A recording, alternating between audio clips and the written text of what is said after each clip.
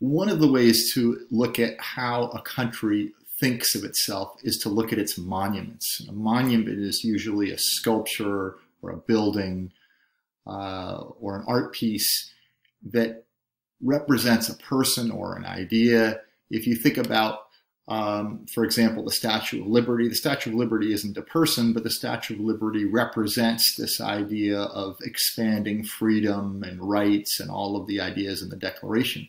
If you look at the Lincoln Memorial, obviously it's a memorial to Abraham Lincoln, but it's a memorial because Abraham Lincoln fought to extend the freedom and liberty to Black people. And so this idea of Lincoln standing for the expansion of liberty. So in some ways, the two sculptures stand for the same thing. They're just, one of them is a person and one of them is more of the abstract idea. You also have memorials to things like battles, and so to the people who fought in a battle in Gettysburg, which was a battle during the Civil War. This is a monument for both the Southern and Northern soldiers who died in that battle. If you look at the one on the right, you also see memorials to heroes such as the firefighters in New York that went into the World Trade Centers to try and save people. So again, memorials tend to be heroic and present things in heroic terms.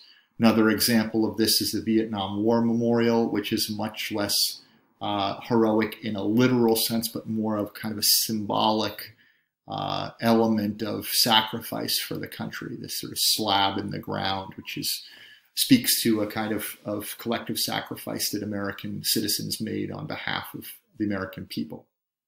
Now, where this gets interesting is that more recently, these Confederate statues, which had been very prominent in the South for many, many years, and came into being not immediately after the war, but after the South kind of rebuilt itself after a period where the North went in and tried to interfere with them. So really these were statues to white supremacy, to this idea of sort of a pro-slavery argument. And what's interesting is when Black Lives Matter, after the George Floyd murder earlier this year, began to deface and attack these memorials and sculptures because they saw it rightfully as a symbol of their own oppression and the history of that oppression. So the way to address oppression is to attack the historical roots of it. So again, attacking Confederate statues across the South. This then extended to sculptures like those of Columbus, who wasn't a slave owner, but certainly was responsible for the mistreatment of Native Americans and spoke to kind of the European colonial history. This then got extended to not only to Christopher Columbus, beheading and pouring of blood on him, but also to attacks on the founding fathers who were also slave owners. So again, this idea of, was Black Lives Matter defacing history? Were they literally, attacking kind of a historical memory in an illegitimate way? Was it the right thing to do? And do you want crowds in the streets determining what the reaction to your history should be? And if you think so, then you have to look at someone like Frederick Douglass, who, if you remember, was an abolitionist African-American spokesman who gets his statue vandalized. So again, you've got to be careful when you think about what kind of sculptures you want to see eliminated and what statues you don't.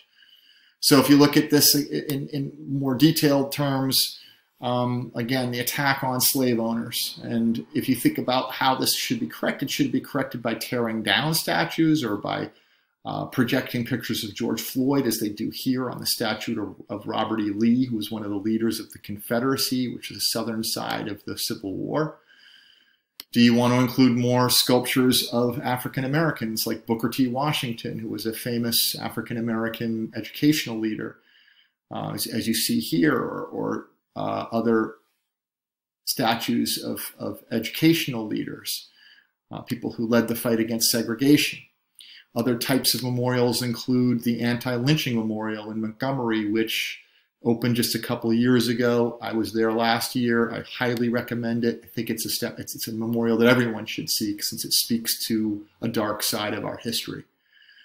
So what I want you to do here is I want you to think about the kinds of statues maybe we should add. Should we be adding more statues of the kinds of struggles that more African Americans, Latino, poor people, people in the street, as this is a sculpture of a child in the street in Harlem in the 20s.